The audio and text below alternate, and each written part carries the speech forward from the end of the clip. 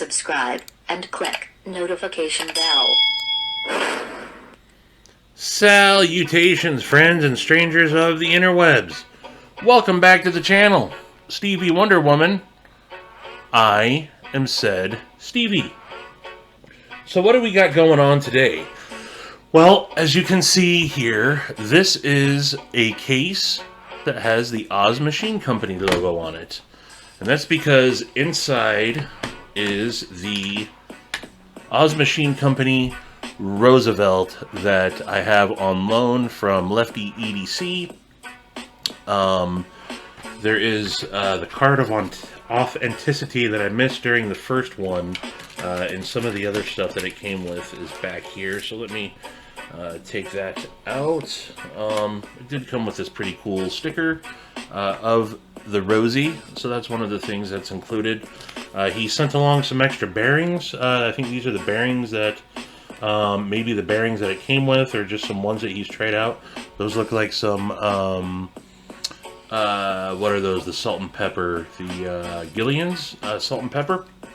So this is the Roosevelt number 158. The date, born on date, was 4/26/21. The fit and finish is stonewashed on the blade, golf putter, milling, and black Damascus clip. I don't know if that's a different clip that he's gotten since there, but this does have all the back spacer and the pivots and the hardware, kind of that Tiffany green, bluish green. I don't know what the exact color of it is, but this is the Roosevelt. So on my first impressions of it, I kind of gave it a, it's cool, but maybe it's overhyped, and I'm not really seeing why someone would pay that much money for one of these. I still think it's an extremely priced, it's a very high-priced knife. However, I have kind of turned the corner on my thoughts on this after spending some time with it over the last couple days. So I said in the first impressions, ergonomics are absolutely there. This knife is extremely comfortable. The more... Oh, did I just cut out? I cut out momentarily. Sorry about that.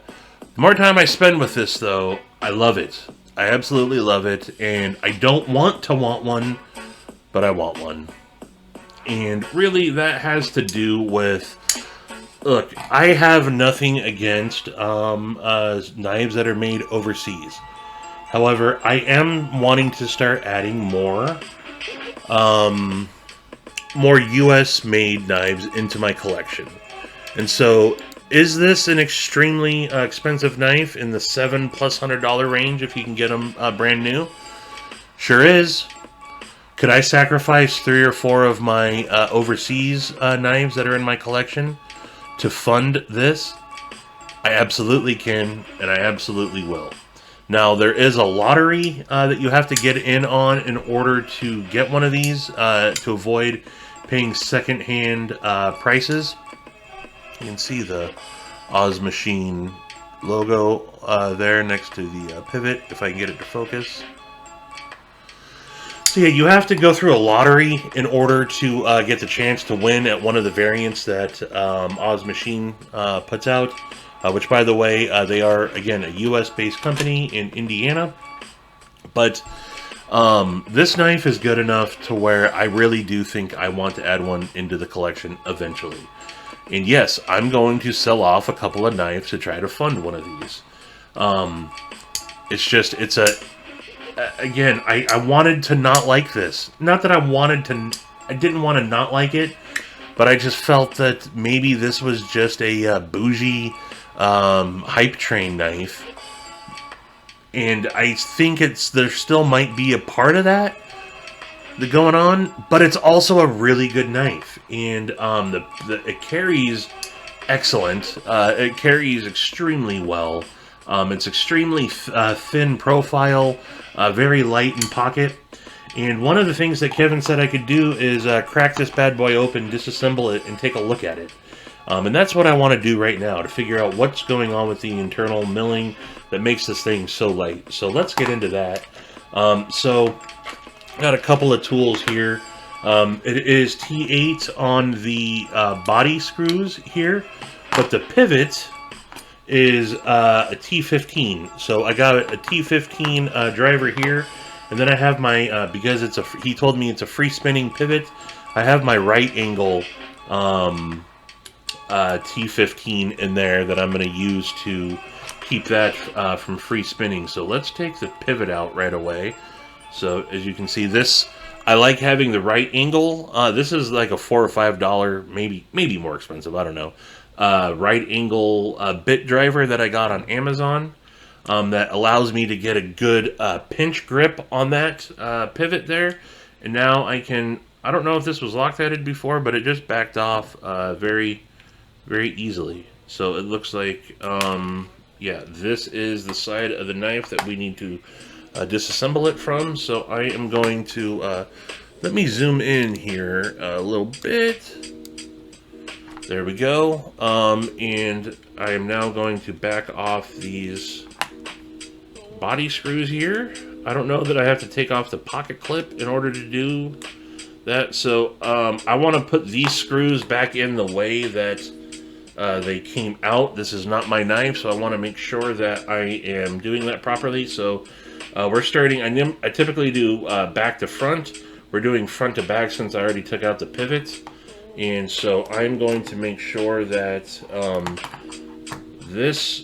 those stay lined up right there. So it'll go pivot, that body screw, then that body screw accordingly. So I can already see this must have been Loctited at some point because we got some schmutz going on in there.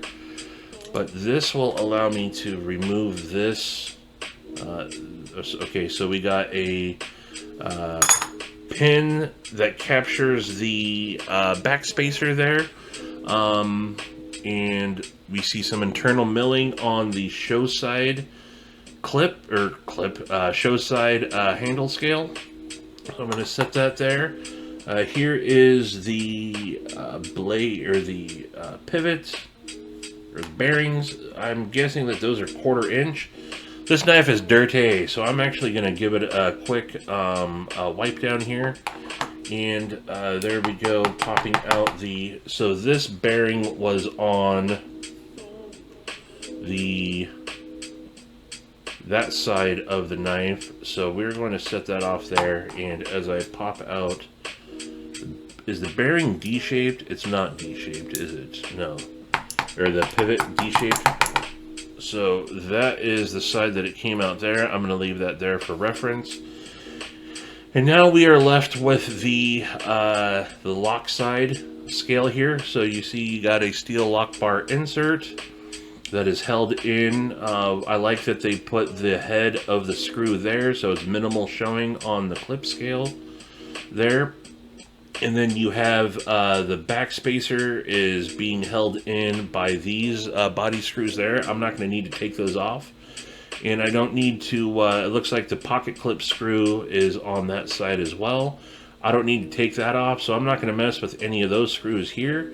I am going to pop out that pivot, and I am going to give this a little bit of a wipe down. So I'm doing a little bit of maintenance for you here, Kev, so you don't have to, because it is dirty, as you can see. So I'm going to give that a little wipe down there, or a little spritz with some rubbing alcohol. And I am going to start wiping this down before I put it back together. So yeah, it is extremely lightweight. There's no washers. No washers. I don't see that there are any washers incorporated into the pockets there. But yes, this is dirty, so I am going to give it a little wipe down there on that side and on that side. But yeah, this titanium, I'm not going to bust out the scales or the scale to do a measurement, weight measurement on this. But it is extremely, it's extremely lightweight, and a lot of that has to do. So on the show scale here, you see big pockets, weight relief cuts there, and then you see them strategically throughout the clip scale as well. So that's definitely what's contributing to how lightweight this thing is. That's one of the things that I like, since I've had it in pocket. One of the things that I really like about it is how lightweight it is. And let me clean off the blade here. Alright, so we are nice and clean. I'm going to also wipe off the bearing, or excuse me, the pivot there. And I'm going to wipe down the bearings. Everything was dirty. This thing has been passed around a considerable amount, so that's probably why it's so dirty. But again, this is some fine U.S. craftsmanship here. I gotta say, I'm really digging the simple construction of it. I think that it's done extremely well. And like I said, this is, look, they're a pain in the ass to get and they're expensive. And I get it though. U.S. production knives are more expensive than your overseas made knives. And look, that's the price that it takes, apparently, to make U.S. production knives. That is the price point. You can either, you know, it might not be for you, but that's what it takes to get into one of these knives. And like I said, originally I was thinking it's way too much to try to get into. But then I have an Arius right here that is also an expensive knife if you want to own a fine U.S. production knife. And I do want to start adding those into the collection. So, like I said earlier, if I have to sell off, you know, 2, 3, maybe even 4 of my production or overseas production knives to get one of these into the collection, I'm going to do it. Like I said, I've turned the corner on this knife, and I think it's fabulous. And the more time I spend with it, the more I really want one. So, plain and simple. That's what it's going to take for me to get one. I'm going to do it. The hype is real on these. So, all right, I'm going to start putting this back together. I'm not going to put the other bearings in there. I'm just going to put the bearings that were in here back in here. This is the bearing that went into the clip side here. This is the bearing that goes in the... Alright, so hold on, let me back up. Let me... so I put a couple of dabs underneath the bearing. I'm going to put a couple of dabs on the top side of the bearing, and then I'm just going to use the needler to do a couple more dabs. I'm using some Gunny Glide here. That's what I have handy. And then I have some KPL Heavy that I'll put on the detent. It looks like you have 2 detent balls on there. Two detent paths on the, you can see it's already got some nice wear on there. So maybe I will also on the KPL side. So, alright, let me put just a little dab there, and then maybe I'll put a little heavy on that Raceway right there. So now we have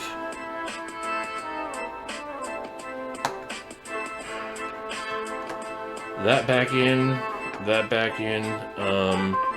I am going to put a couple of dabs on there.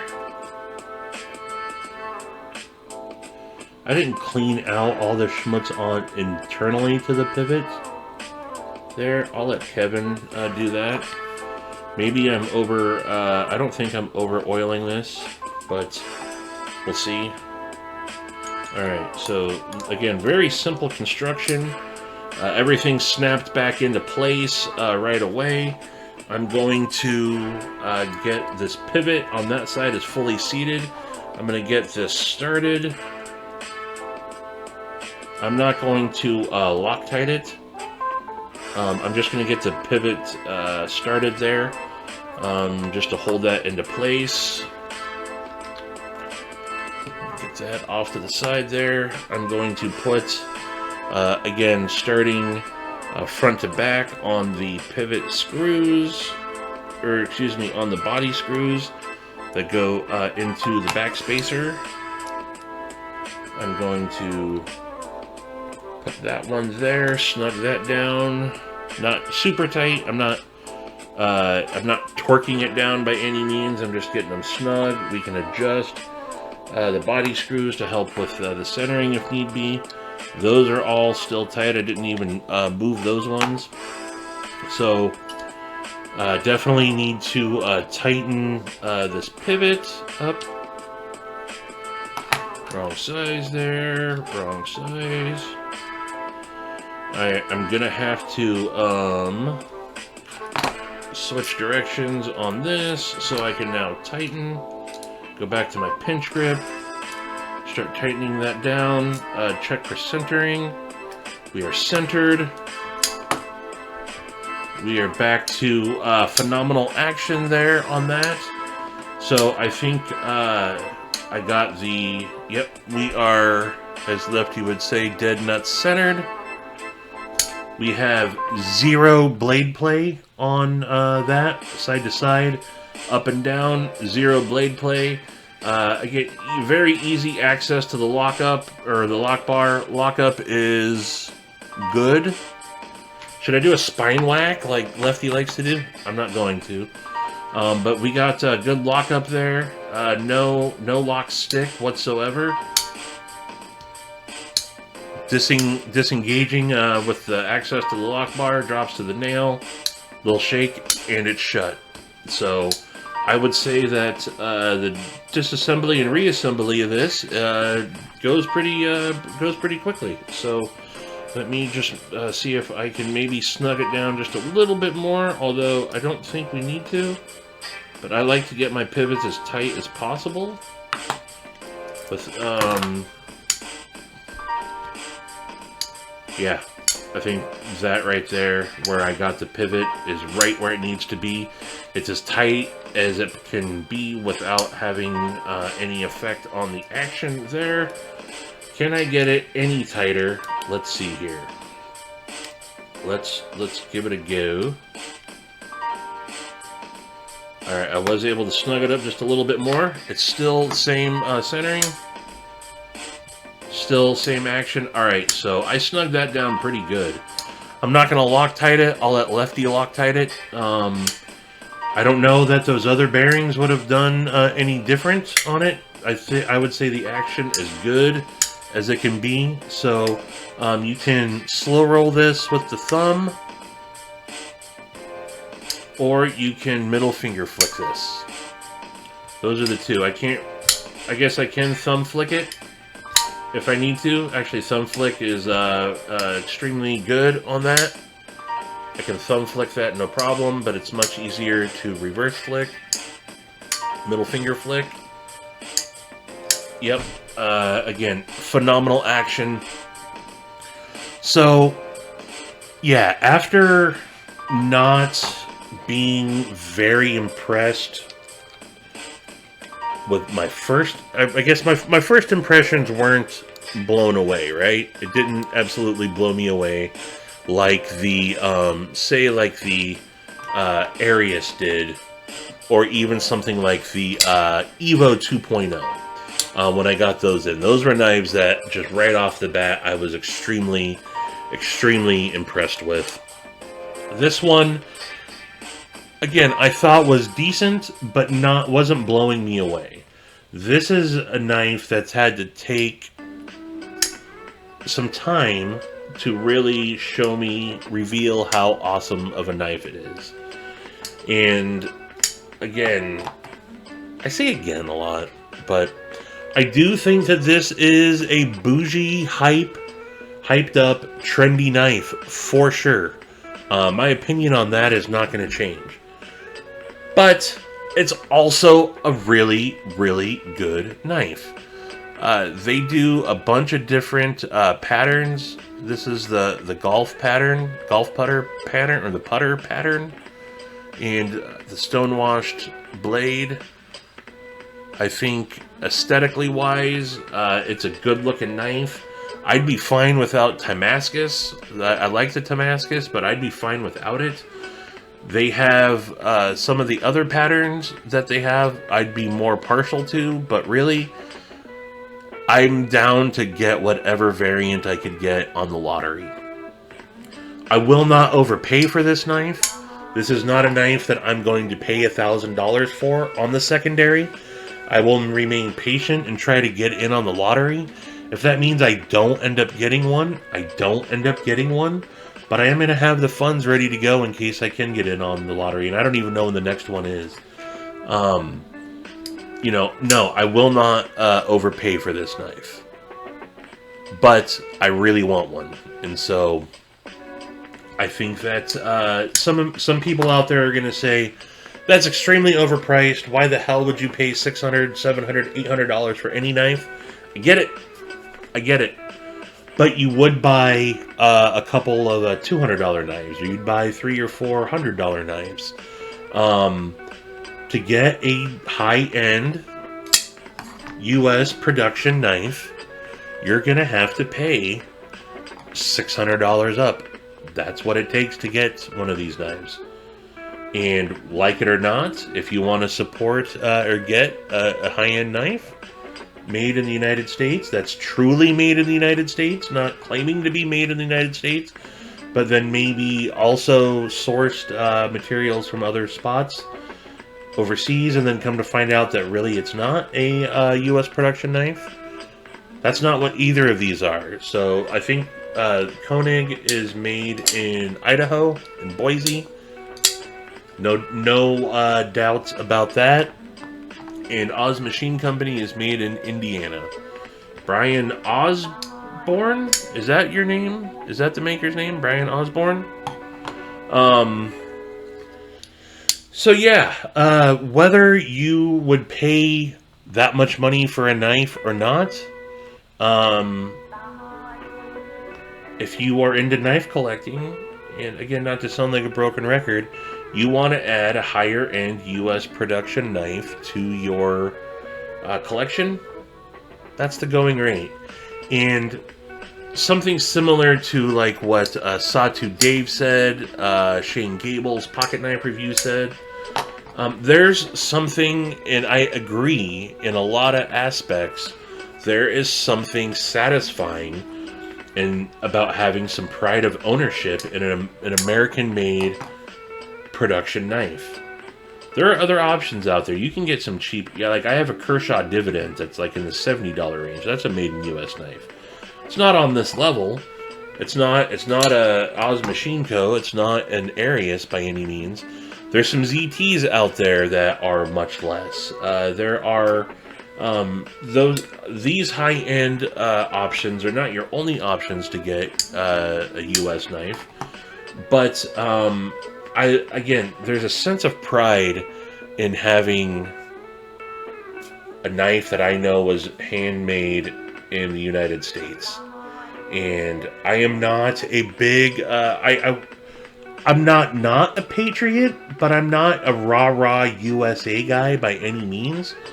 But I like to support US made whenever possible. I do. I don't think any of us out there would disagree with that. You know, why not try to support US when possible? But I'm a knife collector, so my knife collection brings me to overseas options as well sometimes. And I got no problem with those. I'm not going to stop collecting US production knives by any means, or overseas production knives. I'm not. There's just too many good ones out there. You know, one of my favorite knives made by We, overseas production. My J-Cape V3.5. This is a Riot made knife, made in China. Also, like We, made in China. But, again, I'm not going to stop collecting those. I'm not going to stop collecting on the budget end either. But as a knife collector, I have room in my collection for higher end knives. And so that's kind of where I've come to terms with this knife. The Oz Machine Company Roosevelt. I like the aesthetics of it. I like the ergonomics of it. I like the stonewash blade. I can live with whatever patterns they end up coming out with that become available. Why is it not? There we go. There's the focus. And if it means I gotta pay $700-800 and sell off a couple of my knives to fund one, I'm going to. So for everyone that had messaged me saying, I can't believe you don't like the Rosie, it's never that I didn't like it. It's just taking some time and listening to some people put some perspective on it that has made me turn the corner. Again, thank you to Lefty EDC for letting me check this out. Shout out to Kevin, douche number 1. Today is Sunday 3/6. Yesterday, Saturday 3/5. He just showed off his production run of Devo knives. Him and his co-partner, or his partner in Devo knives, Colin Mason Pierre, CM Knife Designs, are coming out with a line of knives. He just got the prototypes in. I'm so stoked for them. They look amazing. QSP doing the OEM work. Definitely check them out. I'll leave a link to Devo knives in there so you can see that. I just think it's awesome to see someone in the community and that I would actually call a friend at this point.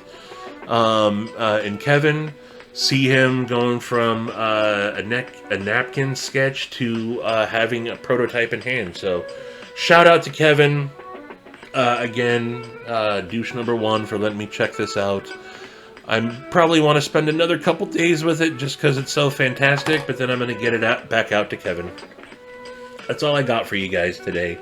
Thanks for listening to me ramble on. Thanks for taking a look at this amazing knife. And until the next one, folks, appreciate you tuning in. Deuces!